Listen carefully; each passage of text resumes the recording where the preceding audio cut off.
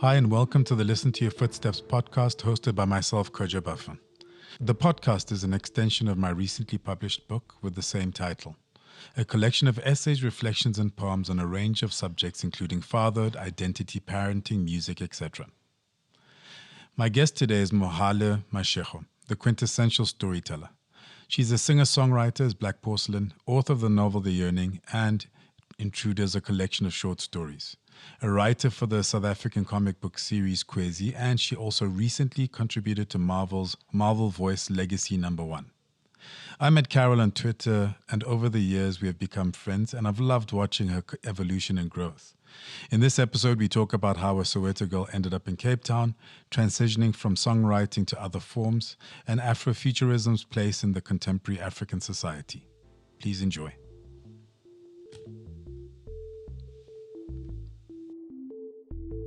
First of all, thank you for joining my podcast. Well, thanks for having a podcast. How does a Soweto girl end up in Cape Town? Like before we get anywhere, how did this happen?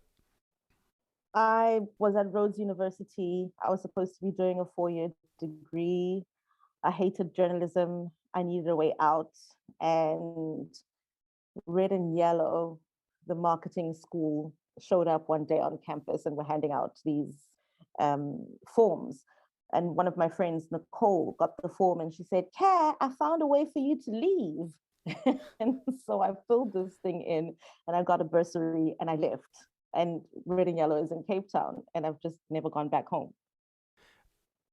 Why did you do journalism? So one of my favorite cheesy questions is, what did you want to be when you grow up?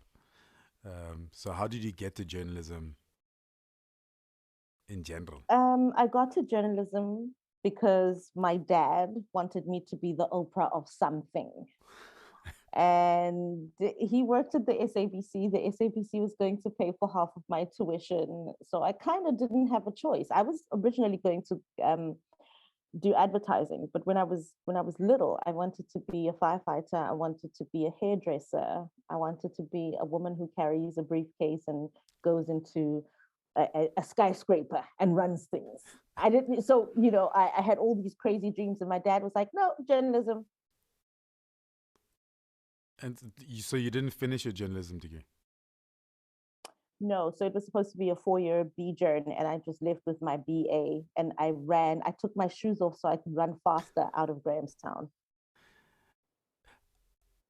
How was then navigating Cape Town? I guess, I mean, in a weird way, maybe Grahamstown prepares you for the Republic of Cape Town to a certain extent. But what was that transition like? So you're going from journalism. I mean, first of all, what did Pa say when he heard that you were leaving the journalism to go and do this? Pardon? I have to be honest. When I left, I'd never been to Cape Town ever in my life. I didn't know what to expect. I arrived and it was this really weird place with kind of weird race relations that were very obvious. And I was very lonely for the first year that I was in Cape Town. So I decided while I'm studying during the day, I'm going to be a waitress at night so I don't have to think about being alone in the city. And I became a singing waitress. Is that how the singing came? Yeah, I always knew that I would work on music eventually, but I went to a birthday party at this restaurant and I got up and sang for my friend's brother. It was his birthday, and then the guy who owned the restaurant was like, "Hey, do you want to work here? We kind of have this vibe where when your table is sitting, you get up on stage and you sing." And I was like, "Oh, okay, sure." And then I found myself falling into music circles in Cape Town, and then it became less lonely. Had you always been involved in music? Like growing up? Growing up, my dad used to work in the record library at the SABC, and he'd always bring new music home. My parents are always singing in harmony. It doesn't matter. I love to tell the story about how when I'm home, somebody will start a song in the kitchen, and then somebody in their room will harmonize, and then we'll just start like singing in our different rooms, singing the same song. That's the kind of family I have. I was always with people who are singing, people who love music. So, I mean, I think it was an obvious choice. But was it part of your journey, kind of growing up, in terms of making? Okay, so you stood up at a birthday party in a restaurant. It's like one of those, it's one of those moments where when we connect the dots backwards, we can kind of go, okay, well, this is the moment I was discovered. But up to that point, was it just literally just okay, I sing? Like, were you Yeah, songwriting? Were you that was it. exploring that? It was just that. Sing It happy was just birthday. that. I love to sing. I Wh- loved to sing, and I knew which my version? dad. Which version of Happy Birthday did you sing? I don't even remember. I don't. When people tell me the story, I'm like, I really stood up, and that's how I got hired. I don't remember. It's a blur. It must have been a PG one though. It was at a restaurant. Mm. And so from there, so you work at the restaurant, you're going to school. Yeah. When I first met you, in inverted commas, when we first kind of started interacting on social media, I mean, you're the person with multiple names, uh, and there's your given names, and there's the Yeah. names that you gave yourself. So when I first Yes. met you on social media, you were this singer songwriter from Cape Town called Black Porcelain, Mm-hmm. and that was the entirety of you. Like, one didn't know what else you did, whether Yeah. whether you had a day job or not. It just occurs to me now that I've never known whether you actually had a day job or not. Um, Funny, I so was working at Radio 2000. that's it. Actually, yeah, you were on radio. But Yeah, I worked at Radio how do 2000. what was that trip from, okay, you're now a singing waitress, to um, you're now an artist, a singer songwriter? Because I think we first met in person when you won awards at the Wawela Awards, which I happened to be Yeah, judging at the same time.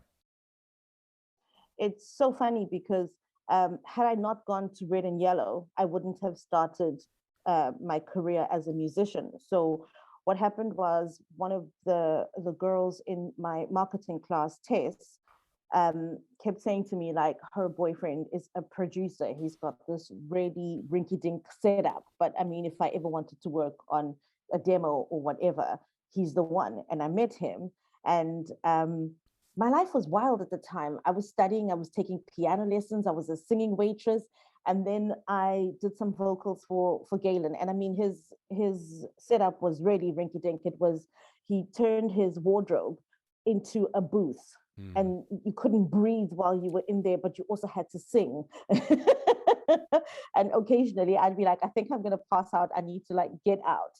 And that's how I started. I did some vocals for him. And then him and I started writing songs. And at that time, I wasn't even sure what I was doing, you know. So I worked on my demo with him. And then I interviewed a band called Carpet Mafia.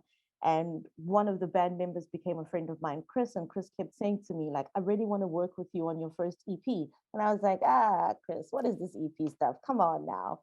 And um, Chris and I worked on this EP, and then my best friend Marcia was like, "Let's see if we can get any of this on radio." And that's basically how it started, with people going, "What if? Let's do this. How about?" What was the process of learning? I guess learning how to write songs. Right? I mean, I for example, I say this as a writer. I say this as having been a poet at various stages, and at some stage in my life, I was like, when I discovered that, kind of lyricists also get a percentage, it was like, Yeah, okay, actually, I can't sing, um, but if I could write the words for songs, then I could, get a little something out of this. But the trying to figure out the transition from writing poetry, which was very free flowing, hmm to writing songs with a certain, because also I don't play an instrument. I don't hear melody. I need somebody to kind of take those words and then craft them. What was that transition for you like? I mean, how did you make sense of that? Or was it just a natural thing? It just came to you and there you were? I would love to say it was a natural thing, but there were many things happening at the time, right? Because I've always wanted to play an instrument. I started taking piano lessons, and I was also taking voice lessons. And the people I was working with were like, okay, well, this is kind of the structure of a song. This is what we're going to do. So when I was working with them, I was like, oh, okay, this is basically how you write a song. And then I went from there to give me a beat and I'll write over it. And then once I felt confident enough in my piano playing, I mean, I'd never play on stage, whatever, but I felt confident that I understood like chord structure and I could bang out a melody. I was like, I think I'm going to write my own songs. And I started doing that, and I approached an arranger and I said, listen, all I've got is the chords. I've got the melodies. I've got the lyrics. I just need you to be able to arrange this for a whole band.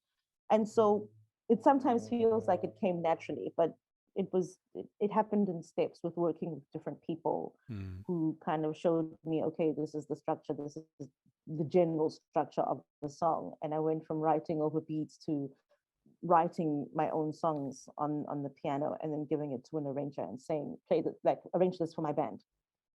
And the name Black Porcelain? I think I've asked you this question before, but I've totally forgotten the answer.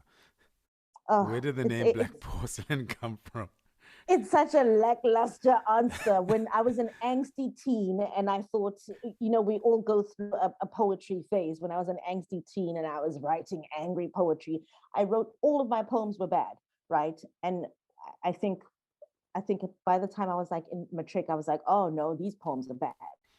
And I don't know where they are. I think I got rid of them. But there was one that had a really nice title, Black Porcelain. And of course, at the time, I'm like, this is what I'm going to call myself if I ever become a musician, Black Porcelain. And it kind of stuck. And I have many regrets about just randomly choosing that name. Well, if it's any consolation, my poetry name was Monster with an A. And why Monster?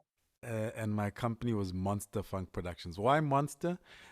Because when you're the only half German, half Ghanaian Mosotho in an entire region, and you go to places and you go to parties and people go, oh, yo, coach, I've heard about you. My cheesy line became, now it's probably some monster, particularly if it had been negative, whatever had been heard about me. Yeah.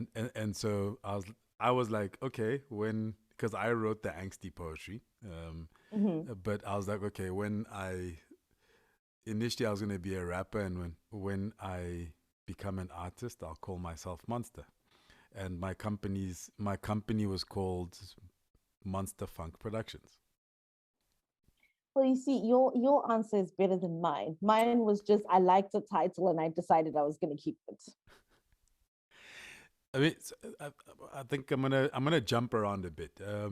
Look, you've been very open and vocal around mental health and struggles with depression and that sort of stuff, right?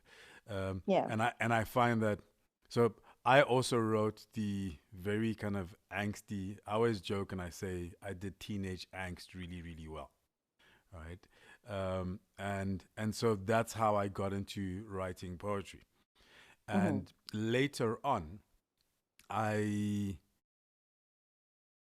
I was doing poetry, and then it's in my book, so I encourage people to go and buy the book.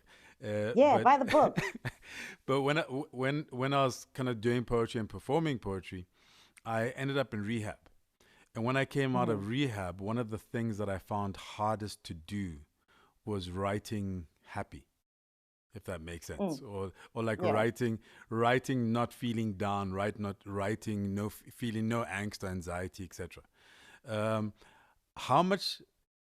Because I know that, I know in inverted commas, like that period was also you as a musician, was also I think a lot of stuff coming to head. Yeah. And how did that impact on the music and the songs that you're writing? I always tell people that Black Porcelain is much happier than Mohale Mashigo is in output, in what they put out. So with the music, I was desperately trying to find like a happiness, right? And music is very much my happy place. It's where I put out all the light and fluffy things and the kind of tongue-in-cheek things, you Mm. know. So with music, how I dealt with my issues was to just uh, it was a persona. Black Porcelain is cheeky, she's fun, she's all of these things. Whereas I found that as soon as I started writing, Mohale Mashigo did not write anything light. Um, Everything was Yeah, so I mean, heavy. the yearning, right? Like as a starting point, like even the title, the first book, the yearning is like okay.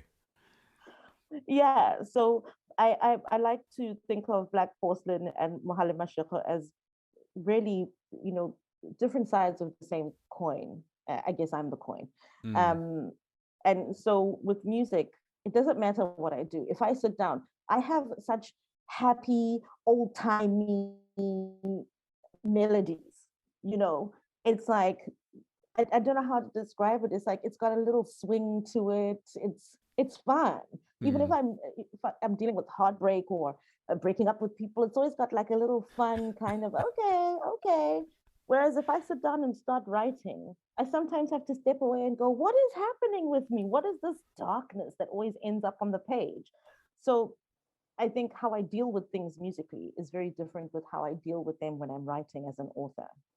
Well, And it's like the message I recently sent you because I know better late than never, but like I finally started reading Intruders, yeah. and I was like, what's going on in your head? Like maybe I shouldn't be reading this at like midnight on a Friday night. Yeah, like I told you, I put all the light stuff in Intruders, you know. There were other things that I wanted to put in there, and I was like, well, hold on, maybe that's for another book when people Mm. have finally gotten used to my voice and the darkness that sometimes comes through. So I do remember when The Yearning came out, which was like your first book. Um, Yeah. and I do remember the kind of conversation around that being, you know, you seem to be growing your as a musician, as an artist, the success in there. Um, and then you're shifting to being kind of an author, but it felt like you're leaving this one. So it wasn't a I'm gonna add this to my repertoire. Like I'm a singer and I'm an author. It Hmm. felt very much a okay. I'm no more an artist. I'm now an author. Um, and so I'm trying to formulate a question because I remember leaving Destiny Man magazine, right? And I was an editor, and Yeah. people are going, "Are you mad? Like, how could you leave this thing behind that from the outside is it's great, it's amazing to go and do something else. Yeah. Why did you make that shift, and why was it a shift as opposed to an addition to your, let's call it, your repertoire? Yeah, I think the leaving music was something that I needed to do because it was starting to break me a little bit. And it wasn't the music itself. I think it was the fact that at the time, the music industry wasn't open to an artist like me. They were open to certain things. And I felt like I was always fighting. And I started taking it personal. You know, Mm. I was like, well, I must suck then. And I had the most amazing band. And we did amazing gigs, but I just felt like I couldn't take it to the next step with how much resentment and anger I felt towards not my music, but the music industry as a Mm. whole. I just felt like I was trying so hard and nothing was coming of it. And so I did take a break. But in all of this time that I was doing the music, I was also writing The Yearning. So it just happened that author it came at the moment where I was like, I need to take a break from music. I didn't want my happy place to be associated with so many negative emotions. And Mm. when author came along, I was like, oh, okay, that's a good jump. How do you live as a writer, as an author? I mean, What do you mean? so, you know, for a long well, you seem to have the semblance of a, let's call it a functional life or a professional life, right? As a writer, um, I'm able to operate as a writer because I do a lot of, like, it's like I'm a working writer and that I do a lot of corporate writing and media and that sort of stuff, right? Yeah. It feels very much like you've reached the point where you're writing different things, but Mm. you're closer to an author in a traditional sense, and you seem to be like living a life. Like Yeah. So it wasn't. how do you get there? Like, and what's that journey been like? It's funny because it wasn't always like this. And I actually had a moment the other day when I was dealing with taxes where I was like, oh my goodness, I make a living from this. How the heck did this happen? And I have to be honest with you, for a long time, I was freelancing in other things that weren't Mm, writing. I was doing retail radio. I was doing a dozen other things that had nothing to do with writing. And I got to a point where I was like, well, now why am I doing this? Why am I spending so many hours doing things that I'm not interested in? mm, And so I started looking for spaces that I could write in, right? And at the time, my publisher asked me if I wanted to write the Beyond the River novelization from the perspective of one of the characters, Duma. And I thought, well, this is something, right? This is something. So I was making money from comic books. I then wrote Beyond the River, and then I teamed up with one of my Quasi people, Clyde Beach, and we were then came as a package deal, and we started doing work for advertising agencies, and we basically sold them like you could use a comic to get a story mm, across, right? And so Clyde and I were working as a collective outside of Quasi, and then things just started taking on this writing thing started taking on a life of its own. And I was still very scared. I was like, yeah, it's nice now, but if I give up all of my other side hustles, things are going to fall apart. And then I had to start living as a person who, if I get paid once every 3 months, I need to know how to, how to survive. And I'm very lucky that um, sometimes when I'm going through things, like when I had my mental breakdown, I called my parents and I said, I can't afford to be in a facility, but I also need to live, and I'm going to mm, be on medication, and I'm just not going to be functional. And my dad said, how much do you need? We'll give you that money, and you have 3 months to work it out, and then we can see what happens after 3 months. mm. So I don't want to lie and be like, oh my goodness, I figured it out for myself. I'm self-made. No, I'm lucky to have support systems, I people that think I that's the can journey for lean on. everyone, right? That's the journey for Yeah, everyone in terms of um, this idea of self-made, just like this idea of overnight success. It's like an overnight success is usually like 10 years in the making kind of thing. yeah. Um, Your knowing of the person is the overnight bit. yeah. That person has been working on themselves and their craft for many years. So I'm fascinated by craft, and you use the word craft. You expanded into, I mean, you've gone from music and writing songs to a novel to short stories to comic books. Hmm. And in my mind, each one needs a certain tweak in terms of craft and in terms of approach. Yeah. Um, how have you been able to manage that? And this instance, I'm asking for myself. Like, it's not asking for a friend, it's asking for myself, because I still try to figure out, okay, like, I was writing poetry. I haven't been Hmm. writing poetry for 10 years because I kind of just stopped. I stopped doing it, and when I tried to go back to it, I realized that that muscle was extremely weak. And Yeah.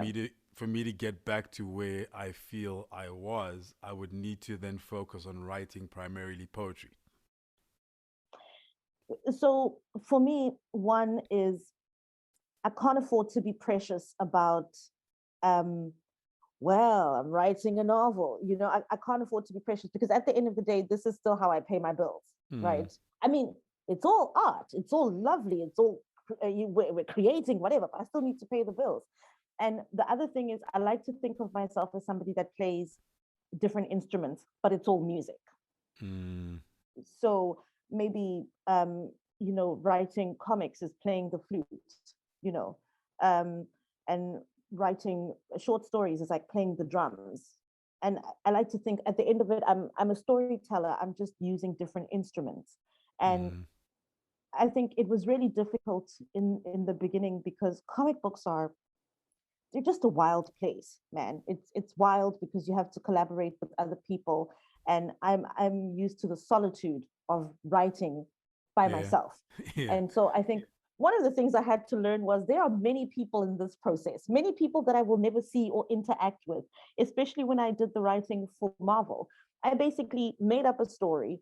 It went to the artist. Art comes back and they say, "Are you happy with this?" And I'm like, "Yeah." And then for a long time, don't hear anything. Then they come back and they say, "Oh, now we're at lettering, stage. Just have a look at this and tell us what you would like to change. Is there anything that sticks out for you?" Oh, then suddenly we're doing proofs. Oh, it's being colored now. So I think learning the boring, the really boring, like, oh, these are the ABCs of comics. That's the difficult stuff. But otherwise, it's all writing. I like to think of myself as a storyteller, and I just use a different instrument for each story. You Mm. know, How did the relationship with Luiso and Kwezi come about?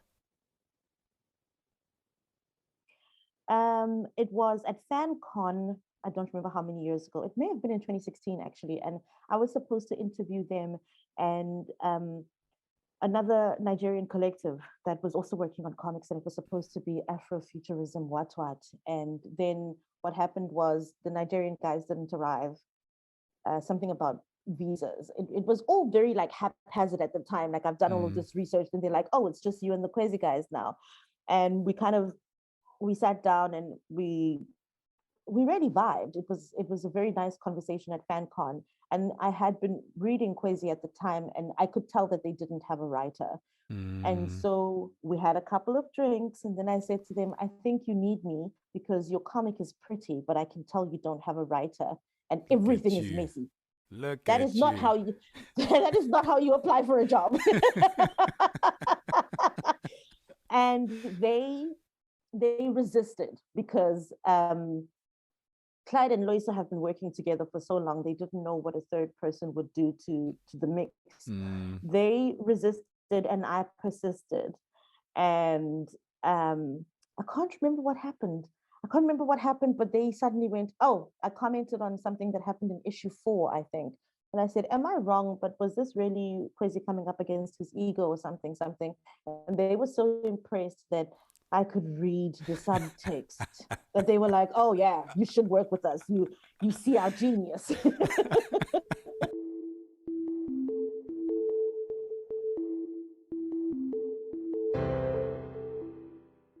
You are listening to the Listen to Your Footsteps podcast, which is tied to my book, also called Listen to Your Footsteps, a collection of essays, reflections, and some poems on fatherhood, identity, culture, and the like. This episode is a conversation I had with Carol Mohale Mashigo around storytelling, writing, and Afrofuturism.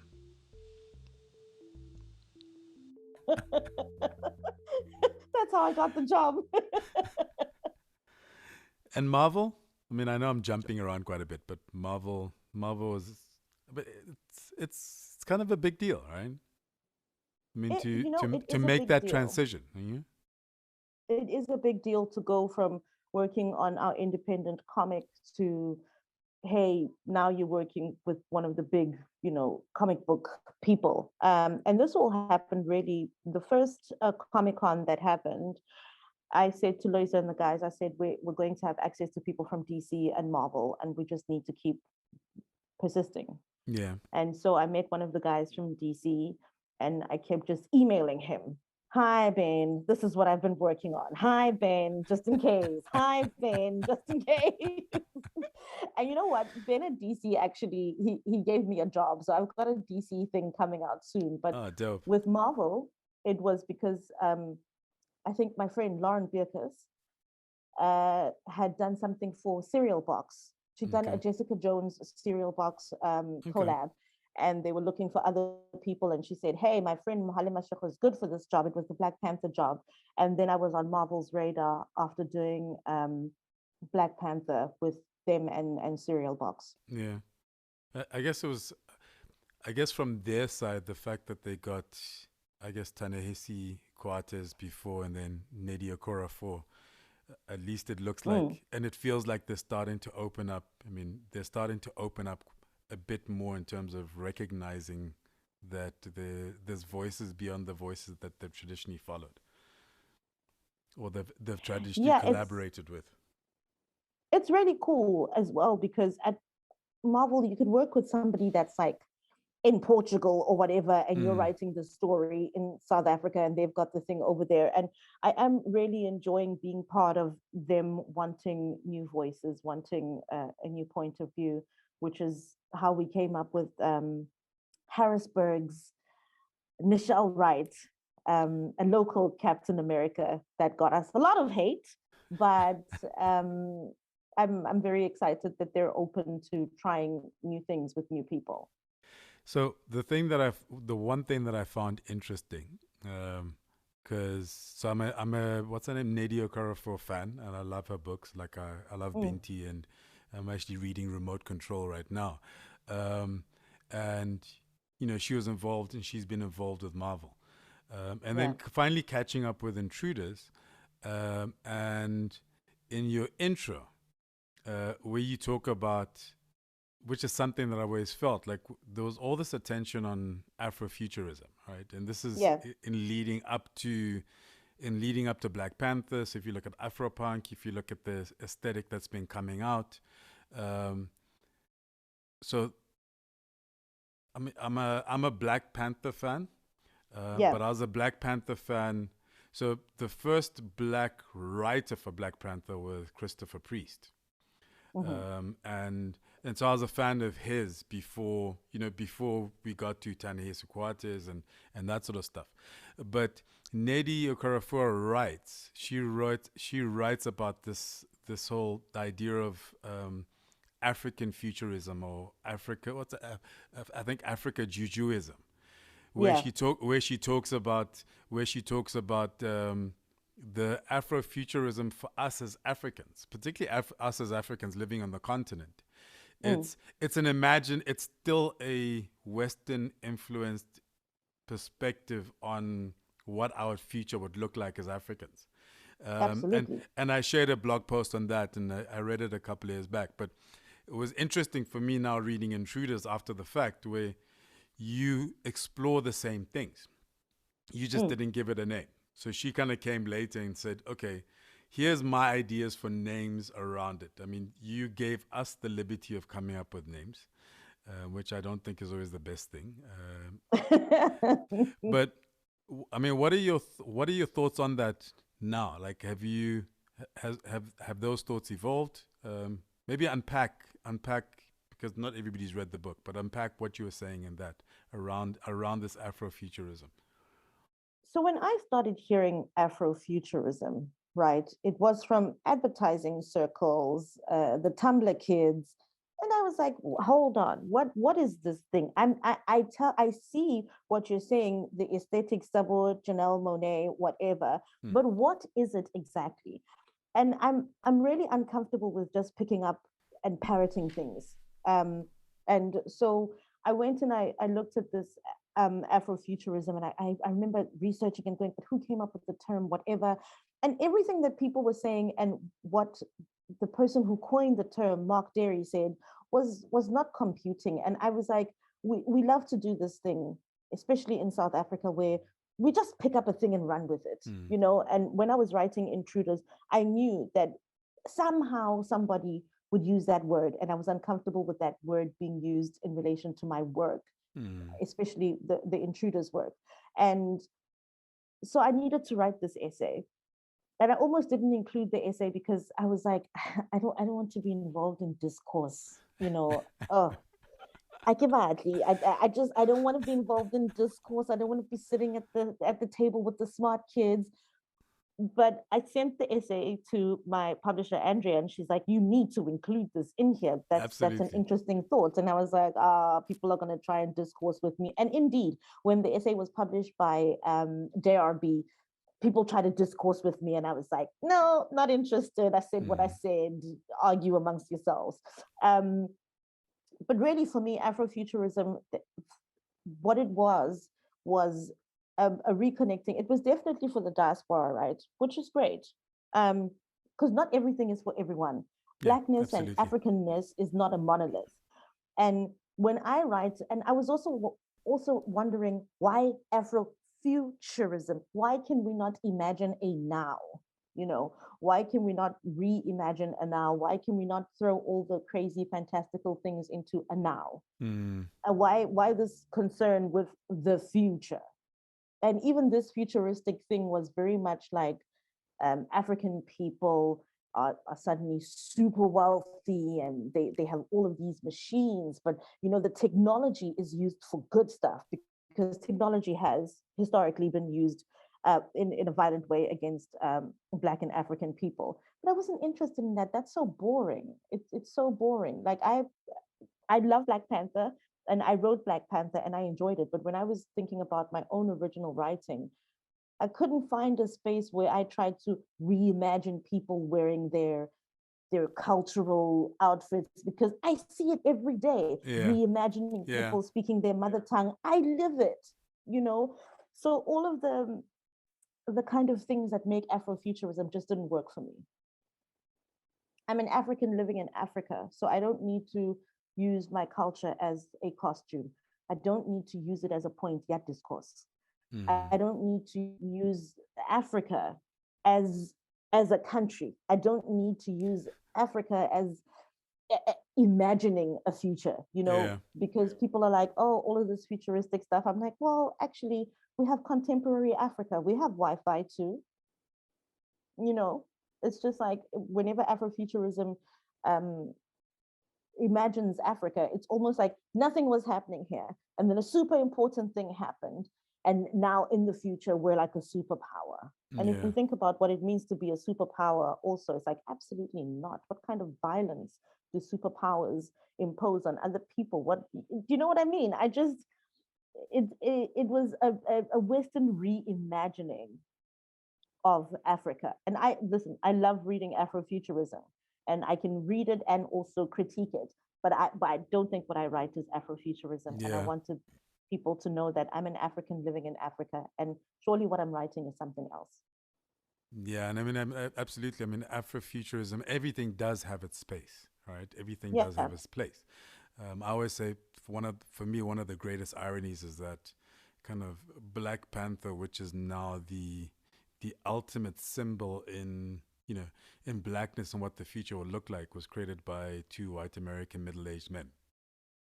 Like, Right. like that's the roots and the foundation of it. Um, but And so, I guess I mean a thing as a symbol can change, right? But at its core, it's like I when I'm writing, I don't think what I'm writing is Afrofuturism. and it also shouldn't be singular. I mean, I think we're still in that space where it's like the exceptionalism. There's always like the one thing.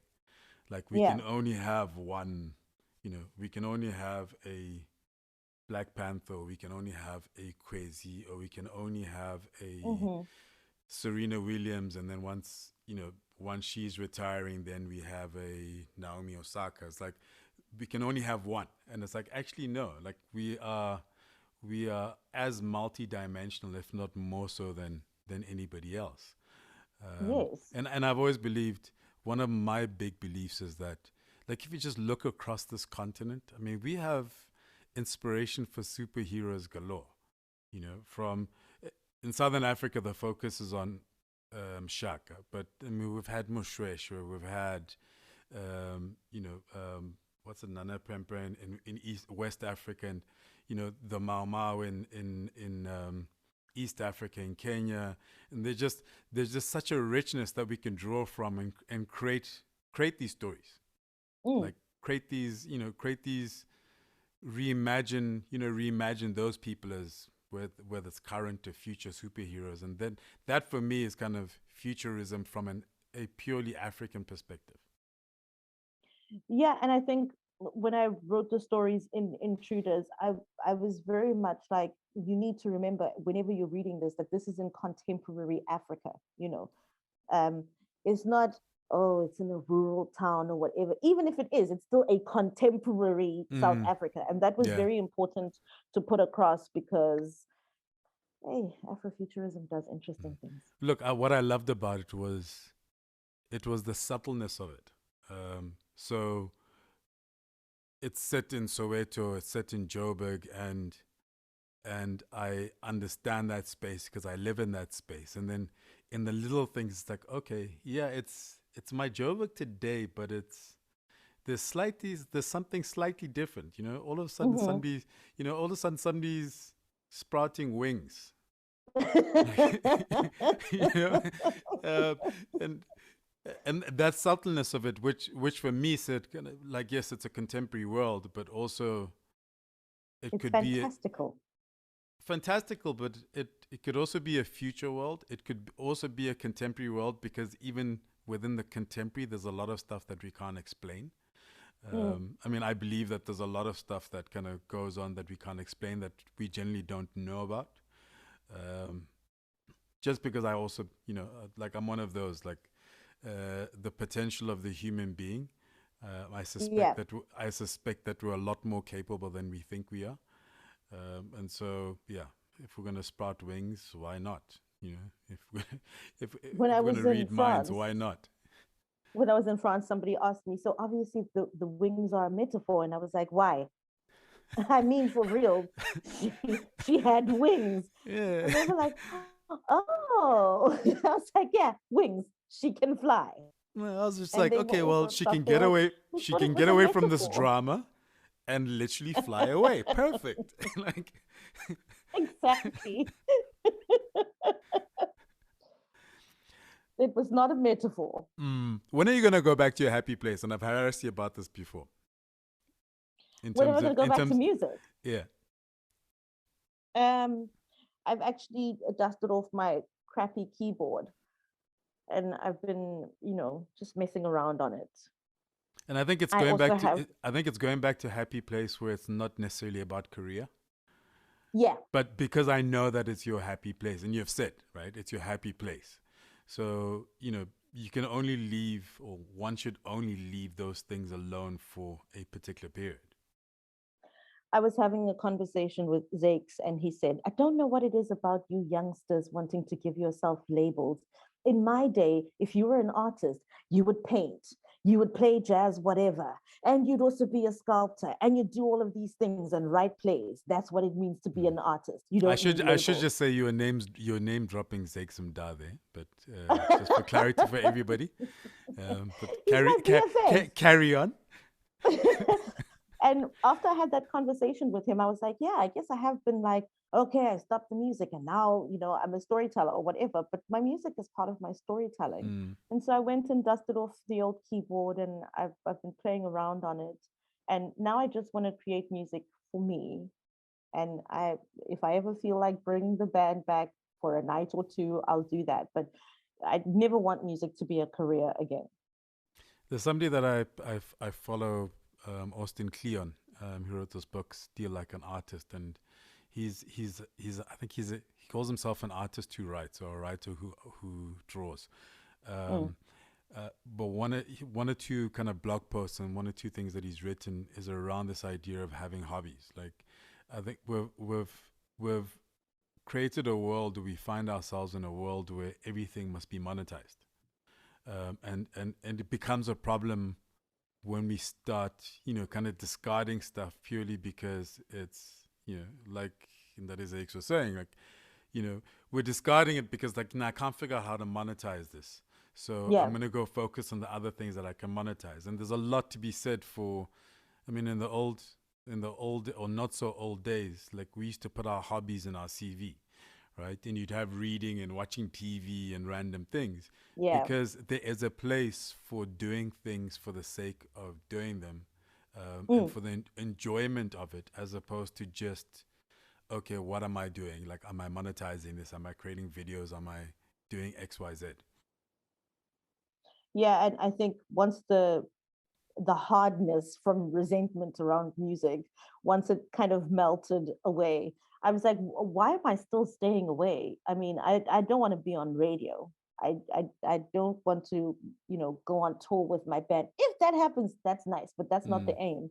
And when I sat back and I was on the keyboard, I was like, this is so good for my mental health, because I can spend 3 hours just messing around on the keyboard, and it makes me feel so good. And I feel like I'm happier for having gone back to music for me.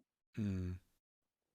Yeah, because when you're in France, you could have brought the band well during COVID, but outside of a period like this, it's like you're there doing something. You're there in a residency. You're running workshops. You're writing, etc. Yeah. Then it's like actually let the band come in for a week and let's just do some gigs in the neighborhood. I actually, before the serious lockdown happened while I was there, they suggested that I get together with some students who play instruments and see if we'd be interested in doing any kind of performance. Like if I say I want to do a performance on Saturday on campus, we can totally do that.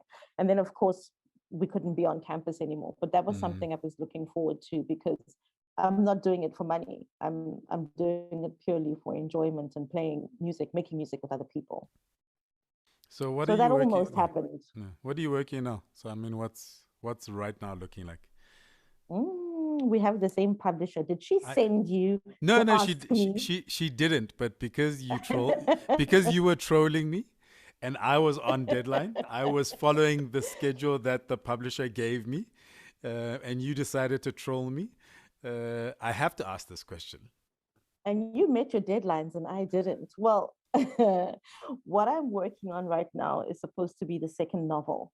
Okay. Um, and I say it's supposed to be because I find ever since I started working on comics and I've written intruders, I'm a little, I'm more fearless when it comes to storytelling. I'm trying different devices, and sometimes it works and sometimes it doesn't. But I'm working on novel number 2 while doing my other, daytime writing stuff. Yeah. I think I found that process kind of interesting in that okay, having written over the years for like magazine. I mean, I've written a lot of stuff. I mean, I've probably written the equivalent of a couple of books. Mm-hmm. But it not having been kind of like a book that's published, I always had that feeling that's like I'm a writer, but am I necessarily like an author? Am I like a real writer because of that? But And what now, do you feel like a real writer? uh, I don't know. It's a weird thing. Like it's So I remember towards the end of last year, and I think earlier on this year, and you and Shubnam were having a conversation. Well, Mm, we were all having this conversation. She was already thinking about kind of like her next 2 books, mm. and I was smack bam in the middle of rewrite for second draft, and I'm like, I can't think that far. And the minute the second draft went off, like my mind just started going, "Oh, what am I going to do next?" And Yeah. it and it's so it's been a very weird space. And because we have the same publisher, like I sent an email and I was like, "Look, me, I'm already thinking," and I was told, "Listen, maybe just take 6 months and actually enjoy this process that you're in the middle of." Yeah. And I'm like, "But I worked." And my first guest on my podcast was Papama, who I worked with in magazine. And Mm, one of my realizations was that when you work in magazine or when you work in the media, you're literally always living in the future. Because what you're working on now is, you're working 2 months in advance for a magazine issue that's going to come out like in 2 months' time. So yeah. by the time the magazine hits shelves, I'd already be like a month knee deep in the next issue.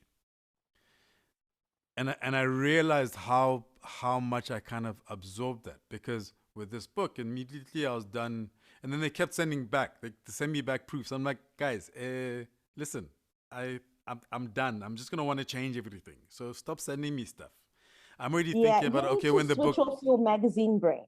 it's like when the magazine comes out, and then okay, promo. I need to rework my website.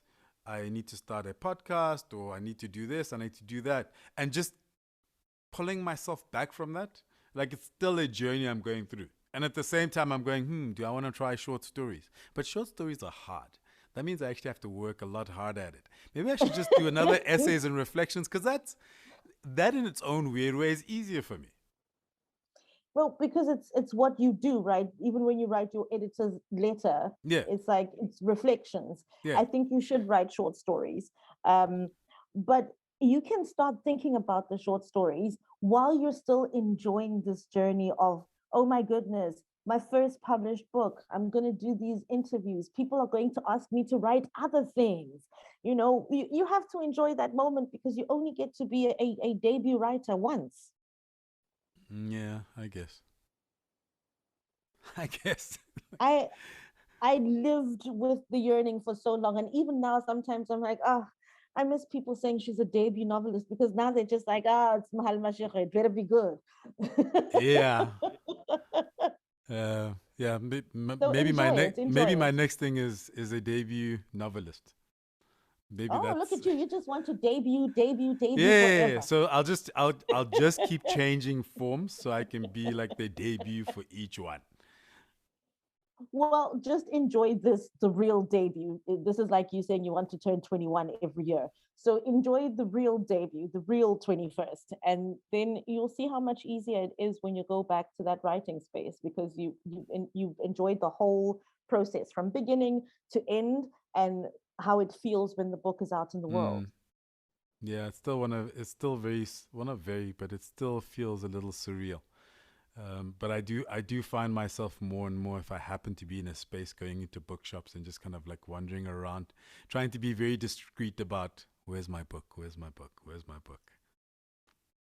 Don't be discreet. Oh my goodness. I go into bookstores and I'm like, why don't you have intruders?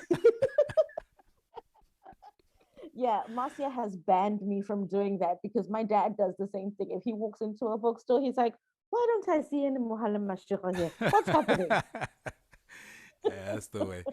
We're all fans of Pa and Ma. Oh, yes. Oh, the Mashigos. They are lovely. Um, yeah, I think we could carry on, but I'd like to thank you for coming and sharing, for us having this very responsible, formal conversation. It's always good, as opposed to Thank my you very much. random messages. Listen, this is so much fun because I didn't know what to expect. I didn't prep anything. I was just like, it's just going to be a nice conversation. I hope I say things that make sense. You did, don't worry. Oh, yay. Out of bed and with my cup of tea, I did it. Yeah, fortunately, we won't do what's it? We won't do video in this Oh, period gosh, because no. I changed out of my gown just to look semi respectable. It's I've got cold. That's why I'm wearing this gown.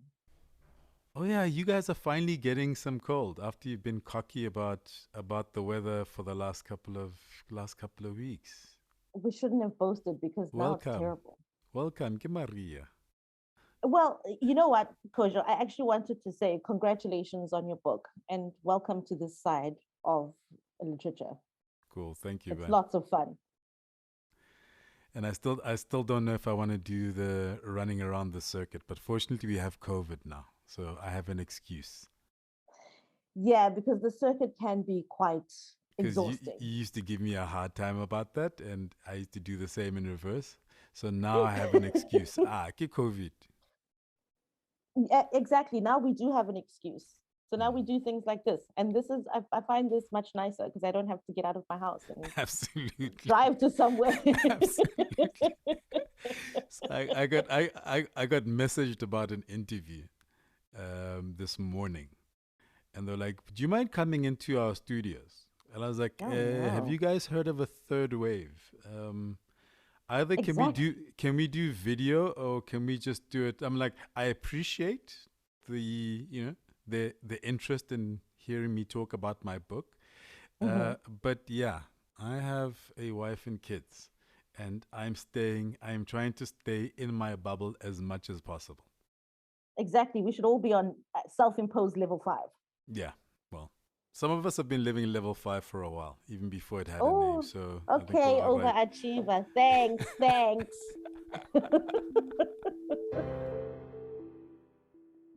Thank you for listening to this episode of the Listen to Your Footsteps podcast hosted by myself, Koja Buffer, a space where we explore art, culture, design, business, and life from an African perspective. We're still early in the journey, so if you enjoyed this episode and know someone who would enjoy it as well, please do share it with them. It would also be nice if you could leave us a review on whatever platform that it is that you're listening on, as well as subscribe. This episode was with Carol Mohale Mashigo. Technical producer is Nhlangano Chabalala, and music was created by Kweku Buffer.